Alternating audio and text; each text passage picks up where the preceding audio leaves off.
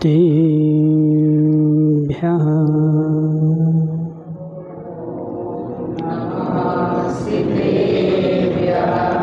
नमः श्रीवर्धमानाय निर्धूतकलिलातमने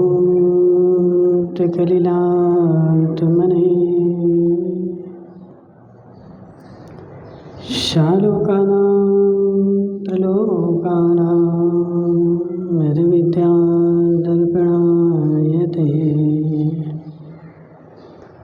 नमो रिहन्ताणं नमो सिद्धाणं नमो वैरियाणं नमो वज्रायाणं नमो रोये शब्दशाणं। पंच परमेष्ठी भगवान की, अनंतानंत सिद्ध परमेष्ठी भगवान की, 1008 देवादिदेवादिनाथ भगवान की, आचार्य भगवान समंत भद्र स्वामी की, आचार्य भगवान विद्यासागर जी महाराज की, आचार्य भगवान विशुद्ध सागर जी महाराज की,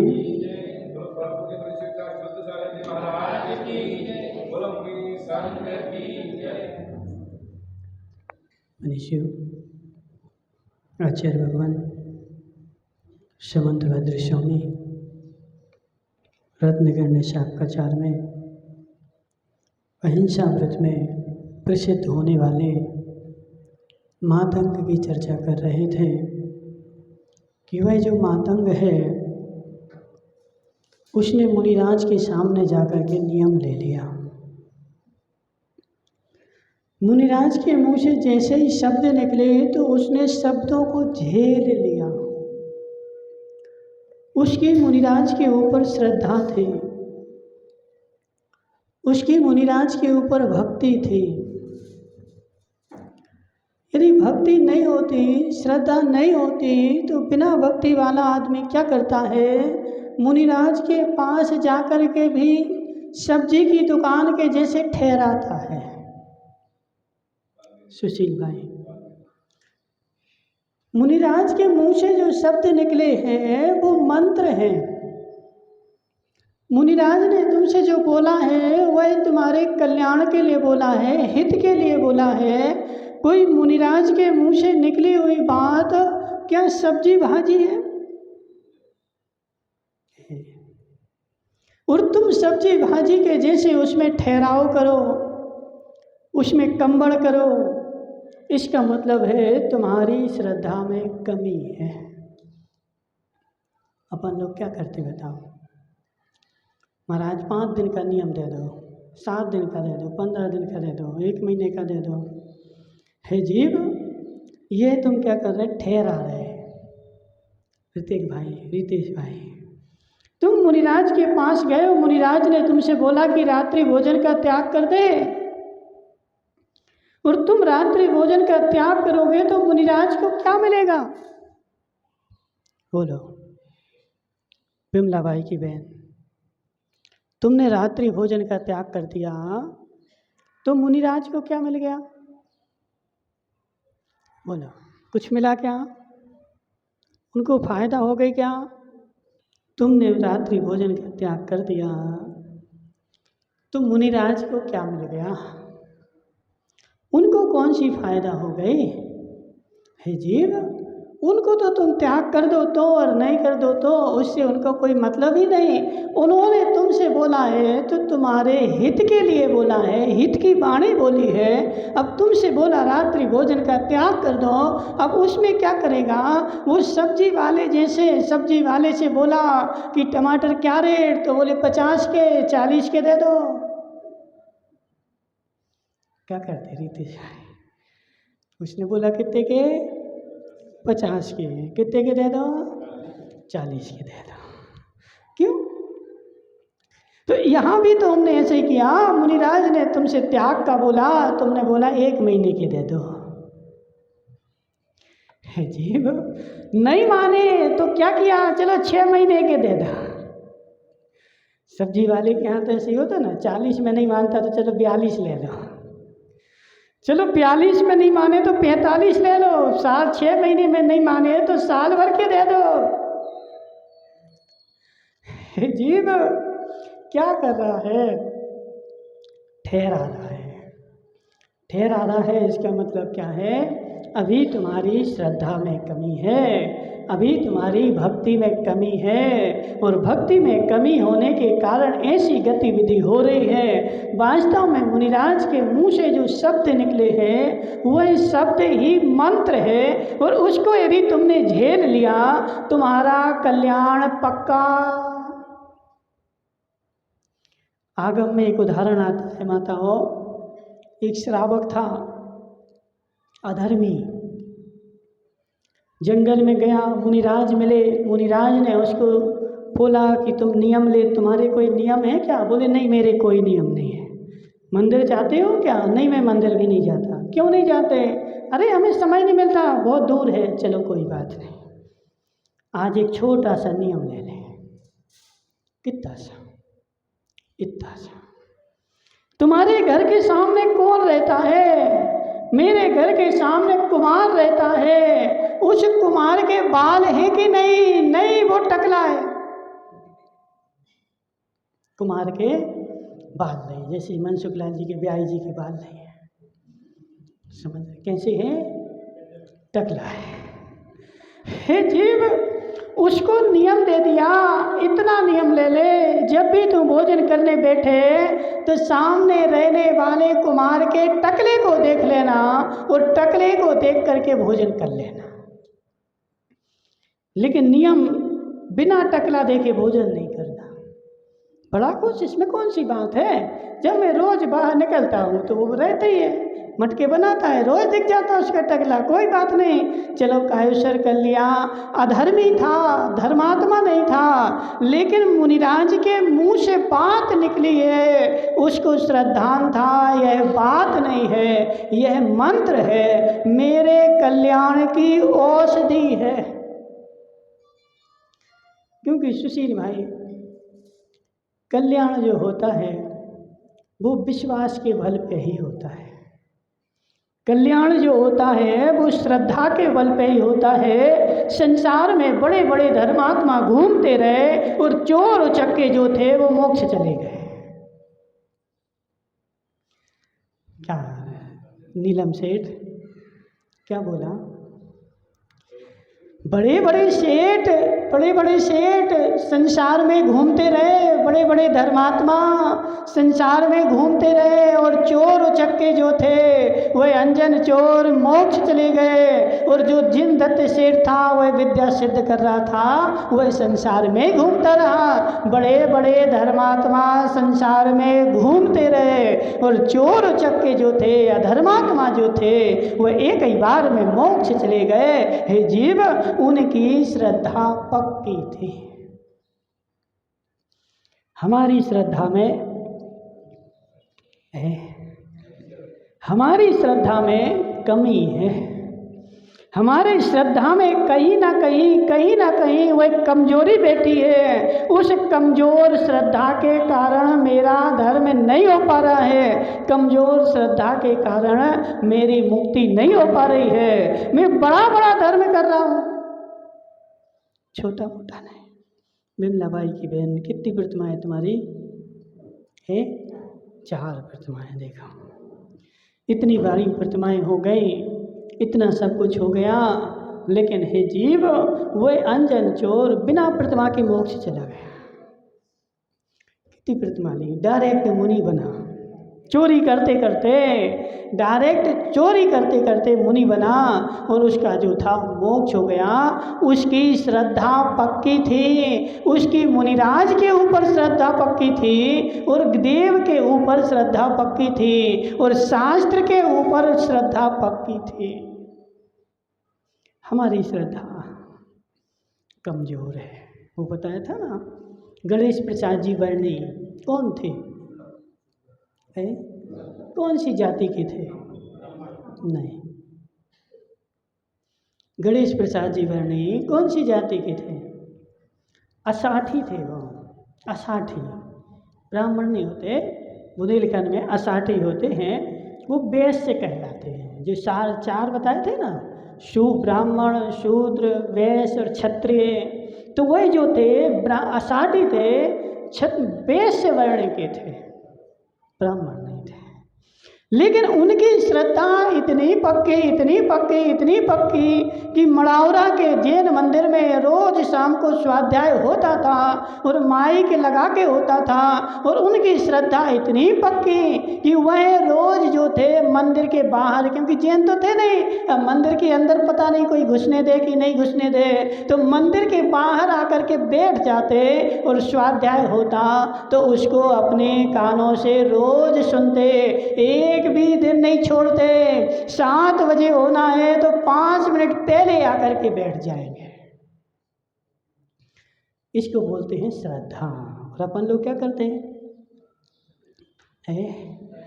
7 बजे होना है, अभी महाराज को शुरू तो करने दो, थोड़े चले जाएंगे 7:30 बजे तक। जी सुशील भाई, देखो अब तुम कुछ भी कहो, लेकिन वास्तव में पूछो तो ये जो परिणाम है ये अश्रद्धा का परिणाम है। मेरी देव शास्त्र गुरु के ऊपर श्रद्धा नहीं है, इसलिए परिणति ऐसी बन रही कि 7 बजे बुलाया जाए तो 7:30 तक बेचारा आ जाएगा, वो अम्मा चली आ रही है देखो। हे जीव, यह मेरी अश्रद्धा है, लेकिन बरणी जी की अश्रद्धा नहीं थी, कट्टर थे धर्म के प्रति, जैन नहीं थे। 5 मिनट पहले जाकर के और मंदिर के बाहर बैठ जाते थे और बैठ करके वह स्वाध्याय रोज सुनते। और एक दिन क्या हुआ कि वहाँ बैठे थे, कोई सेठ ने पूछा कि तुम यहाँ क्यों बैठे, तो उसने क्या बोला, बोले सेठ जी काहे हम भीतर बैठ सकत। नीलकंठ ने बोला कि काहे हम भीतर बैठ सकते हैं, कौन सी बात है, जिनवाणी है, तुम्हारे लिए हमारे लिए थोड़ी है, जो कल्याण करना चाहे उसके लिए है। दूसरे दिन से भीतर जाके बैठने लगे और ऐसे बैठे कि वह स्वाध्याय सुन करके उन्होंने दीक्षा ले ली। अब मुझे संसार में नहीं रहना, जो संसार असार है, जैन नहीं थे, अजैन थे, लेकिन श्रद्धा जो थी पक्की थी। और हमारी श्रद्धा जो है वह डगाडोल है, खूब सुनते हैं, एक कान से सुनते हैं और दूसरे कान से। सुशील भाई सत्य है कि नहीं, 2 कान क्यों दिए भगवान ने बताओ। 2 कान इसीलिए तो दिए हैं, एक से सुनो और एक से जो है निकाल दो, ताकि अंदर तो कुछ रहे ही नहीं, और अंदर नहीं रहे तो मेरा कल्याण हो नहीं। ये मेरी अश्रद्धा है। और जिसकी श्रद्धा होती है देव शास्त्र गुरु के ऊपर, जिसकी पक्की श्रद्धा है, उसको देव शास्त्र गुरु के वचन भी श्वेतांबर संप्रदाय में भीलवाड़ा में चतुर्मास हुआ चर्ची का, वहाँ पे लगभग 500 से 600 श्वेतांबर रोज प्रवचन सुनने आते थे। स्थानकवासी 500 से 600 लोग रोज प्रवचन सुनने आ रहे हैं, तो महाराज तुमने गिना कैसे है जीव। जब वो प्रवचन सुनते थे तो ऐसे बैठते थे, जितने स्थानकवासी थे वो पूरे 1 घंटे के प्रवचन में ऐसे उनके हाथ दोनों जुड़े रहते थे और हाथ जुड़े करके और ऐसे बैठते थे जैसे मानो मूर्ति ही रख दी हो, बिल्कुल टकटकी लगा करके एक एक शब्द सुनते थे। मेरा एक भी शब्द निकल ना जाए, मिस ना हो जाए। और अपन लोग क्या करते बताओ, बोलो मनोज भाई क्या करते हैं, महाराज बगल में फ़ोन रख लेते हैं, वो चालू हो जाता है तो उसमें व्यापार भी कर लेते हैं। सत्य है कि नहीं, फ़ोन तो 24 घंटे चालू रहे, प्रवचन में ही आ जाए तो उसी में उठ करके बैठ चले जाए। हे जीव क्या कर रहा है, यह मेरे अश्रद्धा की पहचान है। मुझे शास्त्र के ऊपर श्रद्धा नहीं है, यह मेरी परिणति मुझे बता रही है। अब तुम्हारा कोई भले कितना सम्मान कर दे, अपन तो क्या है सम्मान के भूखे। अब रितेश भाई का सुशील ने अच्छा तिलक लगा के सम्मान कर दिया, काहे के लिए कर रहे हैं। रितेश भाई बहुत बड़े धर्मात्मा हैं, और रितेश भाई जो था फूल गया और अपने आप को सुशील भाई क्या हुआ, अपने आप को धर्मात्मा मानने लगा। देखो मैं बहुत बड़ा धर्मात्मा, भरी सभा में मेरा सम्मान हुआ है, मुझे धर्म शिरोमणि की उपाधि दी है। दी किसने? पहले जी तो देख, समझो बात को।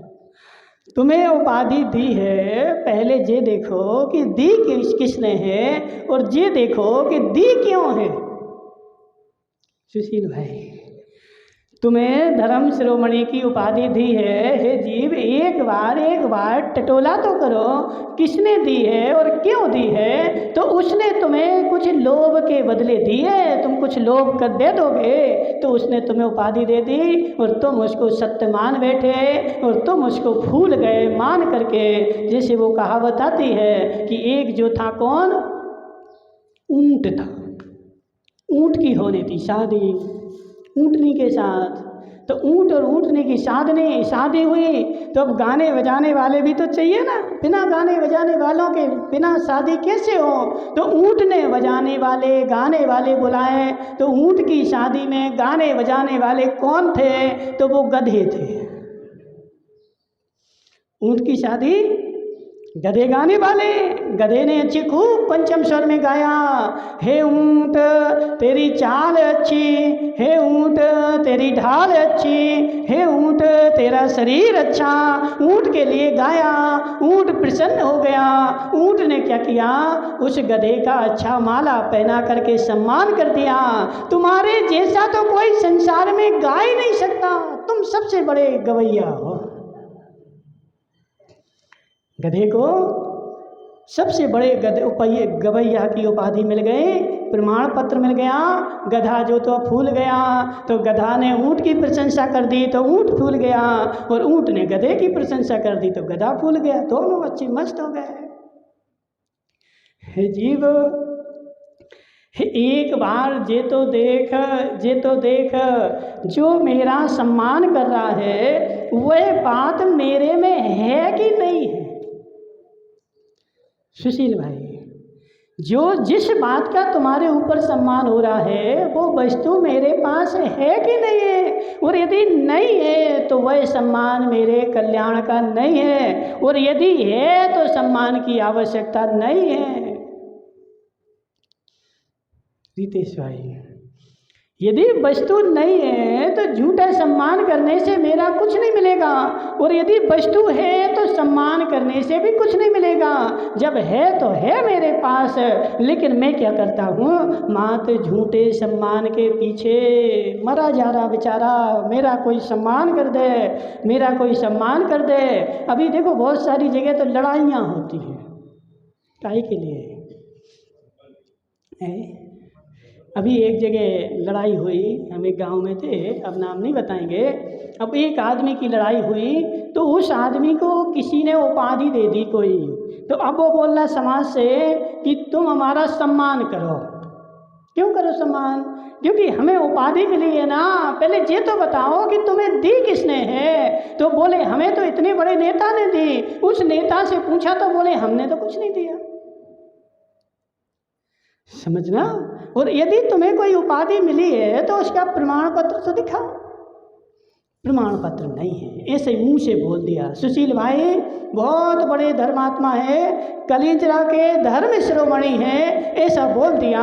अब सुशील भाई क्या बोले समाज से, हमें धर्म शिरोमणि की उपाधि मिली है, हमारा सम्मान करो। हे जीव, समाज नहीं कर रही, समाज में तानाशाही हो गई, विवाद हो गया, समाज सम्मान करने को तैयार नहीं, और वो बिना सम्मान के तैयार नहीं। ये तो बताओ कि दी किसने है, और ये तो बताओ कि दी क्यों है। हे जीव, ये सब मामला जो है गड़बड़ है। इसलिए रितेश भाई तू सबसे बड़ा धर्मात्मा कलिंजरा का, सत्य कि नहीं? और हे जीव, मैं सबसे बड़ा धर्मात्मा हूँ कि नहीं हूँ, यह किसी दूसरे से पूछने की आवश्यकता नहीं है। यदि अपने परिणामों से पूछ ले और तुम्हारे स्व के परिणाम तुम्हारे लिए धर्मात्मा बोल दें तो मान लेना मैं धर्मात्मा हूँ, और स्व के परिणाम नहीं बोलें तो समझ लेना मैं परमात्मा धर्मात्मा नहीं हूँ। क्योंकि वास्तव में सत्यता तो देखो दो ही जानते, तीसरा कोई नहीं जानता। कौन? एक स्वयं जानता है और एक स्वयंभू जानता है। न स्वयं से कुछ छिपाए न स्वयंभू से कुछ छिपाए। सुशील भाई तुम्हारी देवी नहीं आई आज? आ जाए तो बहुत अच्छा है। सुशील भाई सत्य बताना, तुम्हारी देवी तो तुम्हें जानती है ना? अच्छे से जानती है, पूरी तरह जानती है, पक्का सब जानती है, तुम्हारे बारे में सब जानती है। तुमने उसको सारी बातें बता दी, बचपन से लेकर के आज तक की सारी बातें सारी घटनाएं तुमने उसको बता दी, पक्का है जीव। यदि सारी घटनाएं बता दी होती तो तुम घर में नहीं रह पा रहे होते। हे जीव, जो बताने लायक थी वही वही बताई हैं, जो छिपाने लायक थी ऐसी बहुत सारी बातें तुमने अपने मन में छिपा करके रखी हैं। तुम्हारी देवी भी तुम्हें नहीं जानती। कुछ बातें रितेश भाई, कुछ बातें तुम्हारे ये जीवन की ऐसी हैं जो मात्र कौन जानता है? मैं ही जानता हूँ। यह दूसरा कौन जानता है? तो वह स्वयंभू जानता है। इसके अलावा संसार का कोई भी तीसरा आदमी नहीं जानता।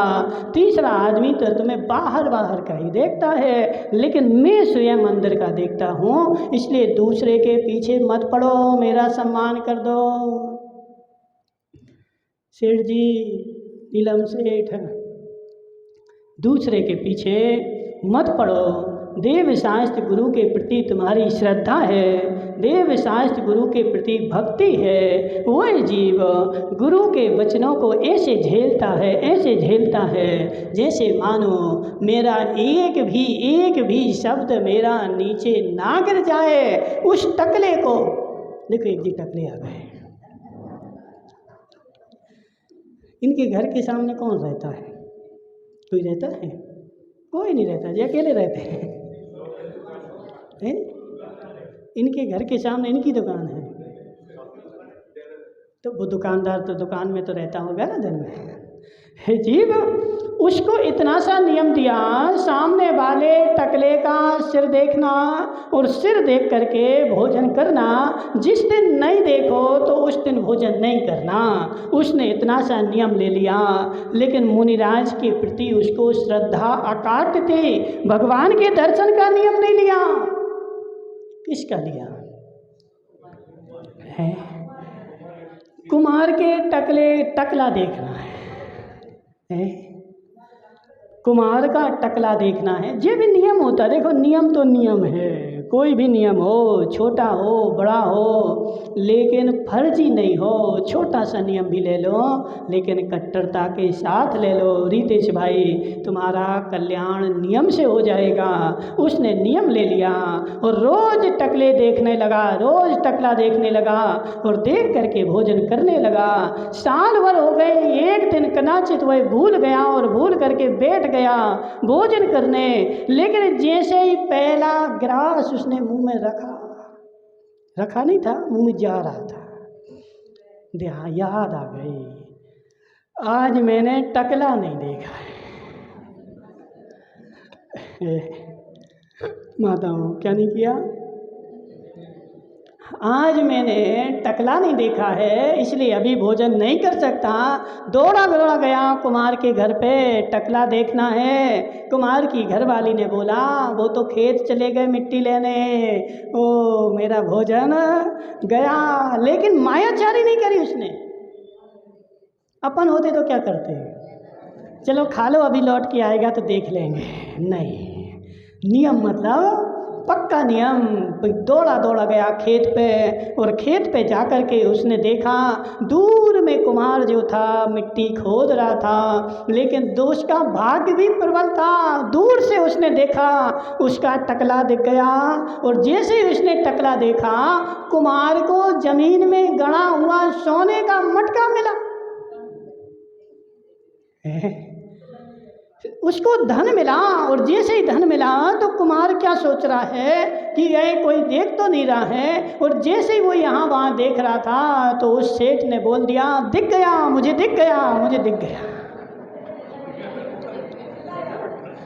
बस कुम्हार जो था घबरा गया, बोले यदि है राजा के यहाँ बोल करके आ जाएगा तो राजा सारा ले लेगा।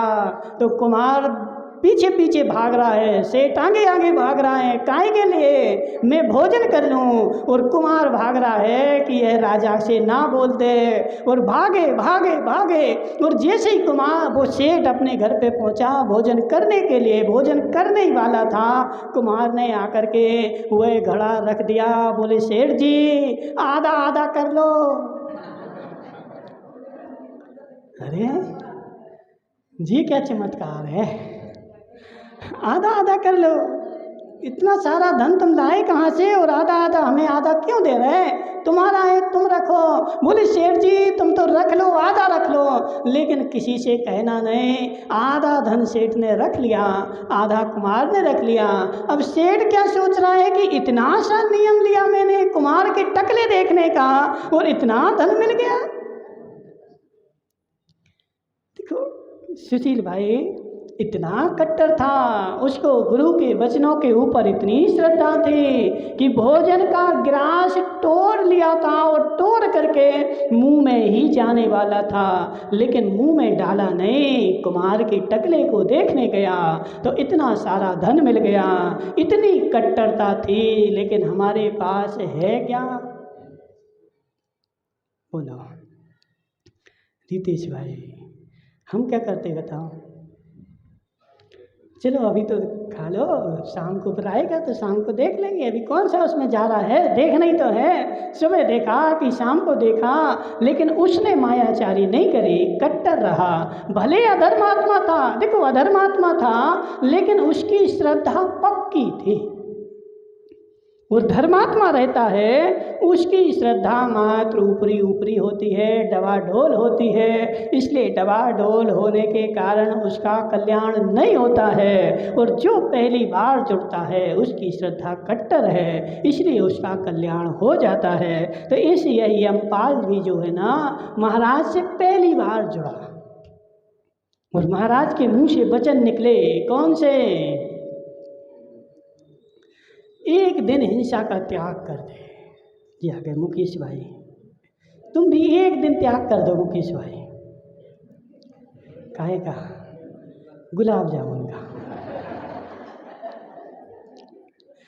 बोलो कर सकते? चतुर्दशी को गुलाब जामुन नहीं खाएंगे।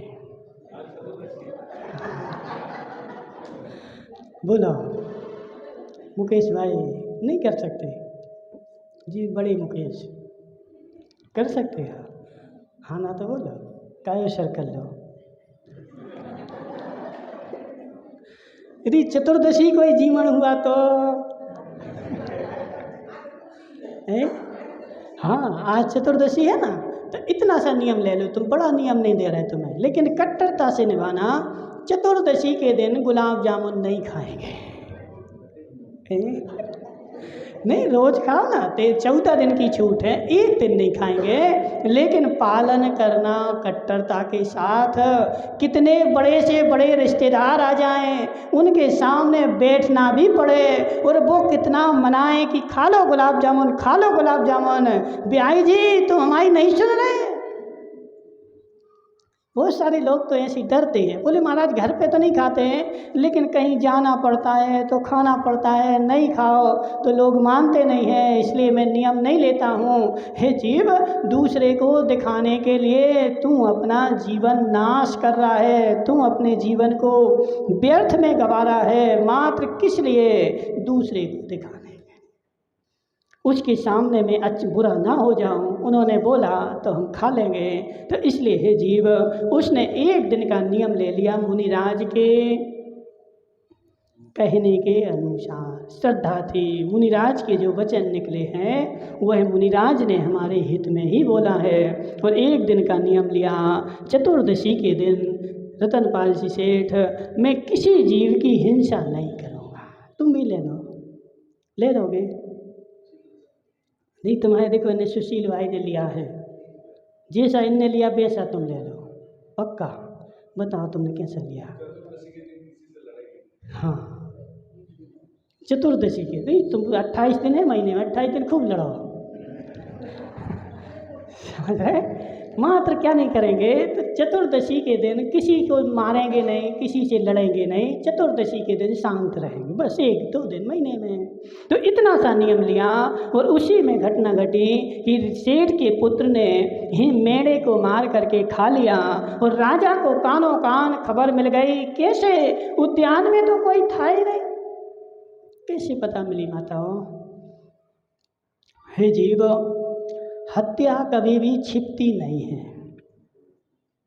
हत्या कभी भी छिपती नहीं है। हत्या जो होती है चिल्लाती है, चिल्लाती है, आदमी को कहीं ना कहीं से फंसा ही देती है, वह आदमी बच नहीं सकता है। तो उसने मेढ़े को तो खा लिया, आस पास में सब जगह देखा कोई नहीं है, लेकिन जो उद्यान का माली था ना, वह पेड़ पे चढ़ा हुआ फूल तोड़ रहा था, उसने सारा वृतांत देख लिया। और देख करके घर जा करके शाम को अपनी देवी को सब बताया। बहुत सारे लोग ऐसे होते हैं, उनके मन में पचता नहीं है। देवी को तो देखो एक एक इतनी बात होगी, और देवी को वह सारी बात बताएगा। तो आचार्य कहते हैं वह आदमी पुरुष नहीं है, वो स्त्री है। कौन? जिसके मन में कोई भी बात पचती नहीं है, और जा कर के जब तक 10 आदमी को नहीं बता दे। वो एक फिल्म थी ना, उसमें कोई बात सुन ली उसने तो उसका पेट फूल गया। देखी माताओं, नहीं देखी है? जब वह 4 आदमी 10 आदमी को अपनी बात बता देगा तो उसका पेट पिचक जाएगा। पुरुष जो होता है वह पौरुषशाली होता है, पुरुष जो होता है वह बलशाली होता है, पुरुष जो होता है वह धैर्यशाली होता है। और स्त्रियां जो होती हैं वह अबला होती है, स्त्रियां जो होती हैं वह निर्बल होती है, स्त्रियां जो होती हैं वह अधीर होती हैं। हम नहीं बोल रहे हैं ऐसा, हमसे नहीं बोलना माता। कौन बोल रहा है? आचार्य नेमिचंद स्वामी गोमटसार जीव कांड में जब स्त्री के, पुरुष के, नपुंसक के सबके लक्षण बताते हैं तो वहाँ पर ऐसा आचार्यों ने लिखा है। और वास्तव में रितेश भाई समझ जा मेरी बात, तू दिन भर से ऑफिस में थका हारा आया और हाँ करके भोजन कर रहा था, और तुम्हारी देवी तुम्हारे सामने बैठ गई भोजन परोसने के लिए। अब सत्य बताओ, उसको इतना धैर्य था क्या कि बेचारे को रोटी तो खा लें दो? था इतना धैर्य? है? बोला, इतना धैर्य था क्या तुम्हारी देवी में? सारे दिन भर में तुम ऑफिस में बैठे रहे, और ऑफिस से थके हारे आए, और शाम को जैसे ही तुम भोजन करने बैठे थे उसने दिन भर की रामायण शुरू कर दी। बोलो सुशील भाई, सही है कि गलत है? अब उसको बेचारी को इतना विवेक नहीं है, ये सासू का बेटा बेचारा दिन भर से थक करके आया है, काम करके आया है, बेचारे को शांति से रोटी तो खा लें दो, लेकिन नहीं खाने देंगी। इतनी धीरता नहीं है, इतना धैर्य नहीं है। बिल्कुल तुरंत उसको रोटी एक मुंह में रखा और बात बोलती गई, एक रोटी परोसी और बोलती गई। अब वो बातें सुन करके उसके तो कान पक गए बेचारे। अब उसको देखो, ये भोजन पचेगा नहीं, गारंटी हमारी। आज के समय में मुकेश भाई गैस बनती है, अपच होती है, डायबिटीज होती है, जिस जमाने के बीमारी होती हैं, क्यों होती बताओ? टेंशन पेंशन से नहीं हो रही, बेचारे का जो भोजन है वो पच नहीं रहा है। क्यों नहीं पच रहा है? क्योंकि भोजन उसने शांति से किया ही नहीं ना। भोजन के साथ मुंह से भी खा रहा था और कानों से भी खा रहा था, और मुंह भोजन के साथ साथ में वो एक कानों की गंदगी उसके पेट में भरती जा रही थी, भरती जा रही थी। अब भोजन तो पच गया, लेकिन जो कानों से बातें सुनी थी वो नहीं पची। सुशील भाई, सत्य है कि नहीं? जो मुंह से खाया था वो तो पच गया, लेकिन जो कानों से खाया था वो उसका नहीं पचा, और वह बेचारा जो था गैस बन गई, अपच हो गया, बीमार हो गया। और यदि शांति से निराकुलता से खाता तो उसका पच जाता, एक भी बीमारी नहीं होती। इसलिए उसकी देवी को इतना धैर्य था। ठीक है, बोलो सुशील भाई। आचार्य जी बोलते हैं कि जो आदमी है, वो जो औरत है, स्त्री है, स्त्री जो है वो मालिक है, और ये जो है वो नौकर है। और इतना वफादार नौकर, इतना वफादार नौकर कि संसार में इससे अच्छा नौकर मिल ही नहीं सकता। रितेश भाई, तुमने शादी बड़ौदिया में करी कि नहीं करी? सत्य बताना। तो तुमने जब शादी करी थी उसके बाद से कमाना शुरू किया कि शादी के पहले से कमाना शुरू कर दिया था? किसके लिए? किसके लिए है? मालकिन आएगी और उसके लिए मैं सारा दे दूंगा, और वो आई और सारी तिजोरी की चाबियां उसके लिए दे दी कि देखो मैंने इतना कमाया है। उसके बाद भी तुमने जितना कमाया सब उसको देते गए। वो बेचारी अच्छी बढ़िया घर पे सोफा पे बैठे खाती रही, और ये बेचारा कोलू के बैल के जैसा संसार में घूमता रहा, कमाता रहा, और कमा कमा करके ला करके देता रहा। और उसने जैसा कहा वैसा करा, नहीं किया क्या? अब ऐसा नौकर संसार में मिलेगा क्या? बता, ऐसा नौकर। माताओं सत्य बताओ, जी बिमला बाई की बहन तो वो शशिकांत मिल गया, शशिकांत बताओ, ऐसा शशिकांत जैसा नौकर क्या संसार में मिलेगा क्या? देख ले, नहीं मिलेगा। जी इतना वफादार है, इतना वफादार है, बिल्कुल किंचित मात्र भी मायाचारी नहीं करता है। जितना कमाता है सब ला करके दे देता है, और मैं घर पे बैठी बढ़िया अच्छी रोटी पानी खा करके जो खाना है वो खाती हूँ, और दिन भर मस्त हूँ। तो मालिक कौन है और नौकर कौन है? बोला है? बोलो रितेश भाई, मालिक कौन है और नौकर कौन है? तुम तो मात्र देखो एक अहंकार में बने, मैं मालिक हूँ, मैं मालिक हूँ। वास्तव में सुख किसने भोगा? दिवेश भाई, सुख किसने भोगा? अब बेचारा बता भी नहीं रहे, बता देंगे तो अभी घर पे जाके हमारी चटनी बटेगी। इतने डरते हैं सुशील भाई, इतने डरते बेचारे कि सत्य जिस दिन से लेकर के गठान बंधी उस दिन से बेचारा बोलना भी भूल गया।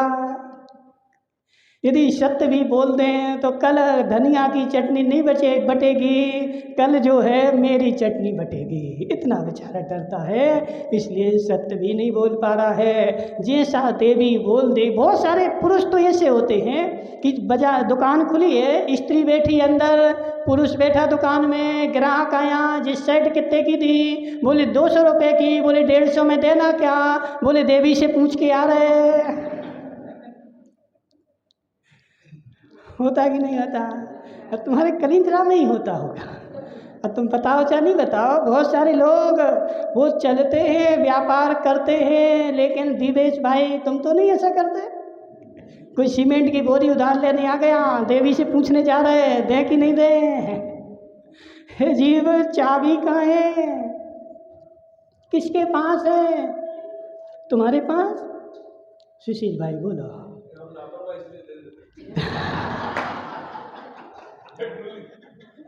लापरवाह नहीं हो, लापरवाह नहीं हो, शुद्ध भाषा में बोलो, मैं ईमानदार नौकर हूँ। मैं कौन हूँ? ईमानदार नौकर हूँ। जैसा जैसा देवी कहती है, मालिक तो वो है और मैं जो हूँ नौकर हूँ, और उसकी जीवन भर नौकरी करता हूँ, खाता भी नहीं हूँ। बोलो दिवेश भाई, जब सीजन आता है तो तुम कितनी बार खाते हो? जब सीजन आता है दुकान पे लाइन लगती है, भीड़ लगती है, कितनी बार दिन में खाते हो? एक बार। तुम्हारी देवी पूछो उससे कितनी बार खाती था? तुम 2 बार बोल रहे, वो 4 बार खाती है। पोहा बना के खा लेती है, जलेबी बना के खा लेती है, और अंदर बैठी बैठी जब भूख लगी तो वो खा रही है। और बेचारा नौकर क्या कर रहा है, एक बार मिल गया तो ठीक है, और नहीं मिला तो पानी पी करके पूरा दिन निकाल दिया। कौन है नौकर? बोलो मुकेश भाई, कौन है नौकर? है जीव। और ऐसा नौकर संसार में इन महिलाओं को कहीं मिलेगा भी नहीं। इतना ईमानदार है, ठीक है? इतनी ईमानदारी, जितनी ईमानदारी के साथ सुशील भाई तूने देवी की नौकरी करी, इतनी ईमानदारी के साथ यदि एक भाव में देव शास्त्र गुरु की नौकरी कर ले तो उसी भाव से तेरा मोक्ष पक्का है। देवी की नौकरी अनंत भाव से अनंत भाव में ईमानदारी के साथ करी, कर्मठता के साथ करी, लेकिन देव शास्त्र गुरु की तूने एक भी भाव में ऐसी ईमानदारी के साथ नौकरी नहीं करी, और यदि कर लेता तो यहाँ बैठा ही नहीं होता। सुशील भाई, अब बोलते तो हमारा मोक्ष जाना है, लेकिन कैसा मोक्ष चाहिए बता? आजकल के जो धर्मात्मा हैं इनको कैसा मोक्ष चाहिए? घर पे बैठे रहे, सोफा सेट डला रहे, सोफा पे बैठे रहे, गुलाब जामुन खाते रहे, एसी चलता रहे, और वहीं बैठे बैठे मोक्ष हो जाए। मनोज भाई, मोक्ष जाना है?